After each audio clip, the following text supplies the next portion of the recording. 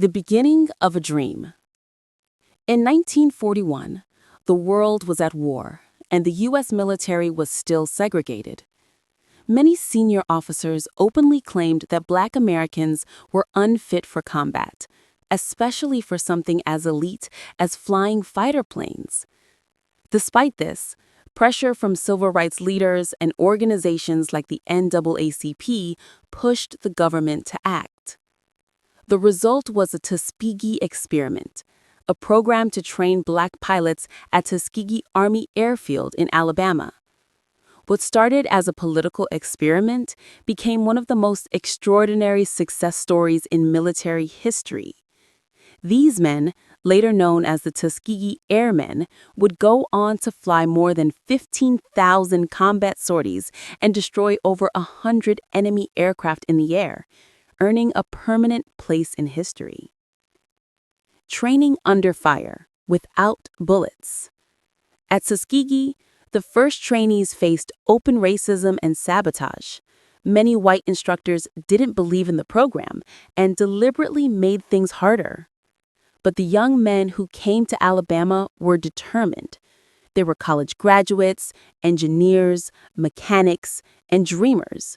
Men like Benjamin O. Davis Jr., Charles A. Train Dryden, and Roscoe Brown. Their commander, Colonel Davis, a West Point graduate who had endured 4 years of silence from his white classmates, became their model of calm discipline. He told them, "We have to prove ourselves by flying better than anyone else." Through long, hot days and constant pressure, they mastered navigation, formation flying, and aerial combat. By 1943, the 99th Fighter Squadron, the first all-Black combat unit, was ready for war. First battles. Sicily and Italy, 1943. The 99th was sent to North Africa in April 1943 to join the 12th Air Force, flying Curtiss P-40 Warhawks. Their job was ground attack, strafing trains, convoys, and enemy positions. But they weren't given a chance to prove themselves as fighter escorts at first. Some commanders, including Major General Edwin House, claimed they lacked aggressiveness. That changed when Lieutenant Charles B. Hall shot down a German Focke-Wulf FW-190 over Sicily, the first aerial victory by a Black American pilot. That kill silenced critics and earned respect from bomber crews who had doubted them. Becoming the 332nd Fighter Group, the rise of the Red Tails. In 1944, the 99th joined 3 more Black squadrons, the 100th, 101st, and 102nd, to form the 332nd Fighter Group. Their leader, Colonel Benjamin O. Davis Jr. They were moved to Ramitelli Airfield in Italy and assigned to the 15th Air Force, the big leagues. Their mission? Escort American bombers on long-range missions over Germany and Eastern Europe. At first, they flew P-47s, big, tough planes known for their durability. Then they received the sleek silver P-51 Mustang, capable of flying deep into German airspace. To make their aircraft stand out, they painted the tails bright red. That's when they became known as the Red Tails. Mocked by the enemy and some allies. When the Red Tails first appeared over Europe, both friend and foe underestimated them. Some American bomber crews requested other escorts, not trusting Black pilots with their lives. German radio propaganda led by Axis Sally mocked them as calling them colored boys and flying machines. Luftwaffe pilots joked that they'd be easy targets. But when the fighting started, the jokes ended fast. The turning point, 1944. Over the skies of Germany, Austria, and Hungary, the Red Tails were unstoppable. They didn't chase enemy fighters for personal glory. They stayed with the bombers, protecting them all the way to the target and back. Bomber crews noticed. "When we saw those Red Tails, we felt safe," one B-17 pilot said years later. Their discipline paid off. Bomber losses dropped dramatically when escorted by the 332nd. By the end of 1944, the Red Tails had racked up dozens of kills, destroying Messerschmitt Bf-109s, FW-190s, and even the new Me-262 jet fighters, while losing fewer bombers than any other escort group. March 24, 1945, the day they faced the Jets. One of their most famous missions came late in the war. On March 24, 1945, the Red Tails escorted bombers to Berlin, the heart of Nazi Germany. That day, the Luftwaffe unleashed its most advanced weapon, the Messerschmitt Me-262, the world's first operational jet fighter. The Me-262 was twice as fast as the P-51 Mustang and heavily armed. But the Red Tails used tactics and teamwork to their advantage. They caught several Me-262s as they slowed to land and shot down 3 jets in one day, one by Roscoe Brown, another by Charles Brantley, and a third by Earl Lane. It was one of the few times propeller-driven fighters defeated jets in air combat. The scoreboard. By the end of the war, the record spoke for itself. 112 enemy aircraft destroyed in the air, 150 more on the ground. Over 15,000 sorties flown, 66 pilots killed in action, 1,578 missions completed. The Red Tails bomber escort record became legendary. They were awarded 96 Distinguished Flying Crosses, 8 Purple Hearts, 14 Bronze Stars. Their commander, Benjamin O. Davis Jr., earned the Silver Star and went on to become the first black general in the U.S. Air Force. The German perspective. Captured Luftwaffe pilots later told interrogators they avoided engaging the Red Tails whenever possible. They knew these pilots were disciplined and aggressive, not easy prey. One German ace reportedly said, "Those red-tailed Mustangs, they were always there, and they never broke formation." Even the mocking propaganda stopped once the Luftwaffe began losing aircraft to them. Fighting 2 wars. The Red Tails fought heroically overseas, but when they returned home, they faced the same segregation and prejudice they had left behind. In April 1945, at Freeman Field in Indiana, several Tuskegee officers were arrested for entering a white-only officers' club. Their quiet act of defiance became known as the Freeman Field Mutiny, a landmark moment in the early civil rights movement. 3 years later, their courage helped inspire President Harry Truman's 1948 order to desegregate the U.S. Armed Forces. Legacy and recognition. After the war, many Tuskegee Airmen stayed in the service. Some became instructors, others became leaders in aviation, engineering, and public life. Their story was ignored for decades, until the late 20th century when historians and filmmakers revived their legacy. In 2007, the surviving Tuskegee Airmen received the Congressional Gold Medal, one of the highest civilian honors in the United States. President George W. Bush told them, "You helped win a war, and you helped change our nation for the better." From mockery to immortality. The story of the Red Tails is not just about dogfights and victories. It's about courage under prejudice, discipline under pressure, and faith under fire. The Germans once laughed at the idea of black fighter pilots. They stopped laughing when their planes started falling from the sky. The Red Tails proved that skill, bravery, and honor know no color, only commitment. They didn't just defend bombers. They defended the American ideal that freedom and equality are worth fighting for.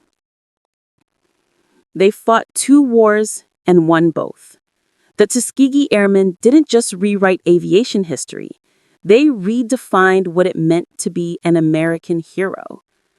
When the Red Tails appeared above the bombers, hope followed them, and long after the war ended, their legacy kept flying, higher than ever. The birth of the Tuskegee Airmen. It began at Tuskegee Army Airfield, Alabama, a small, segregated base carved out of red dirt and stubborn hope.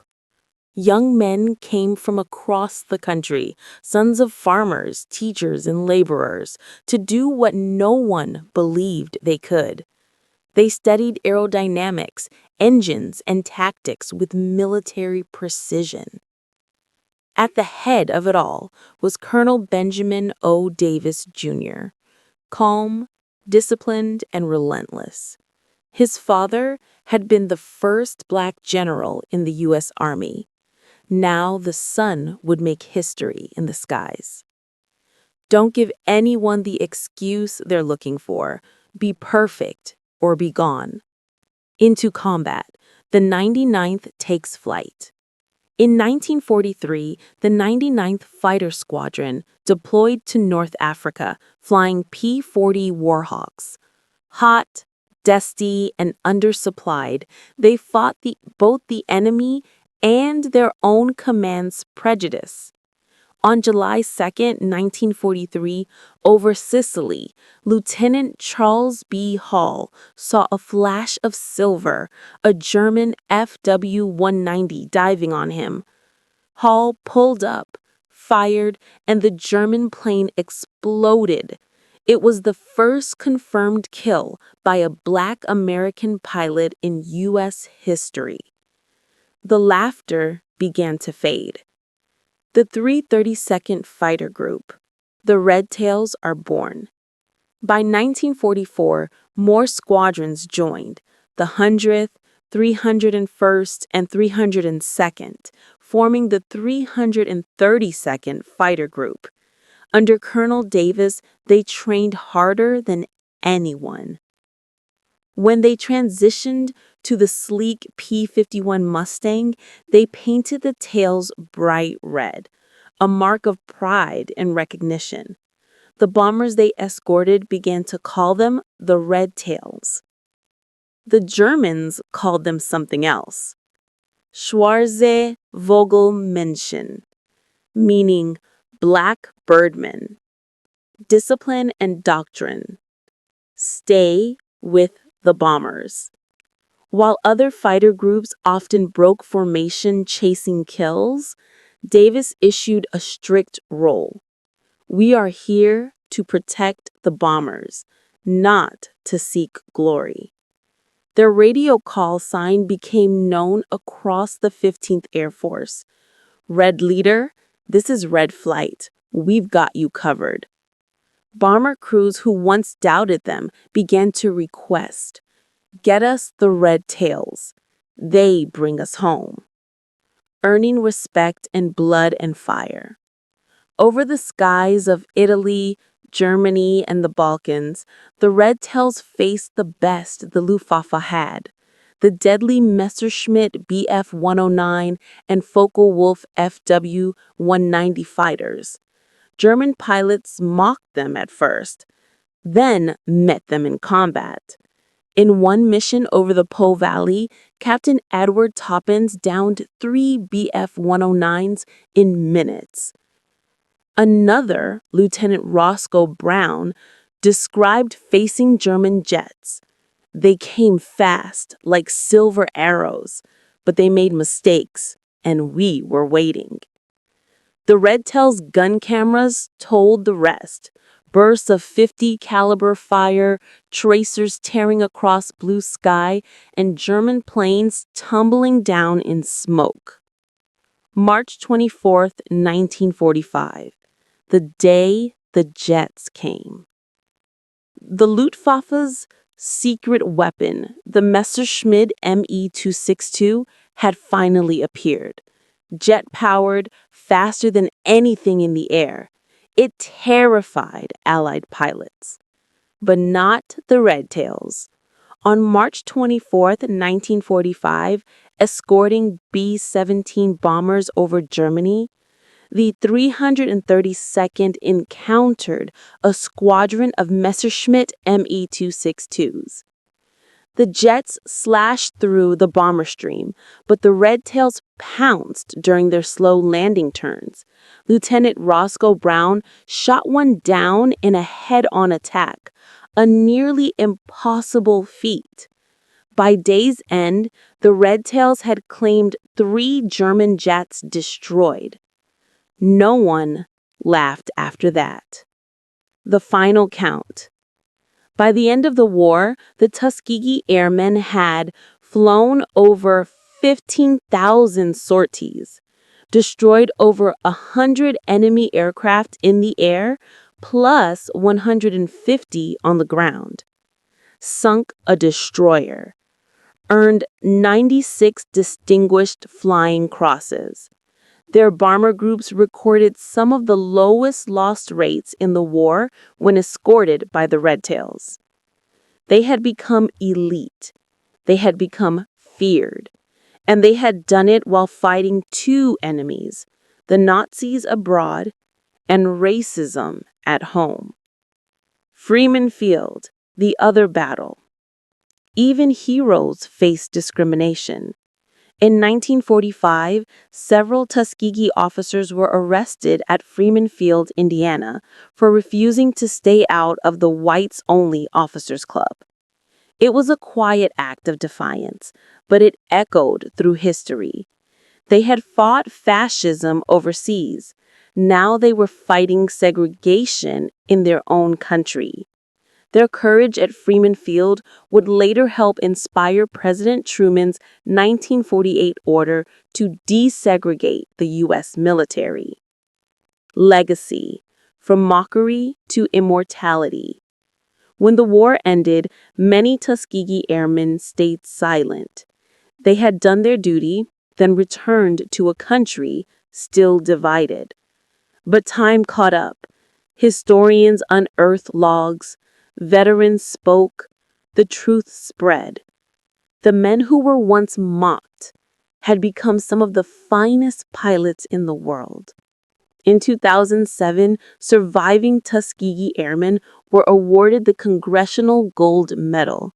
President George W. Bush saluted them personally. The Tuskegee Airmen helped win a war, and they helped change a nation. Today, their red-tailed Mustangs stand in museums, gleaming reminders of what courage looks like when the world tells you you can't.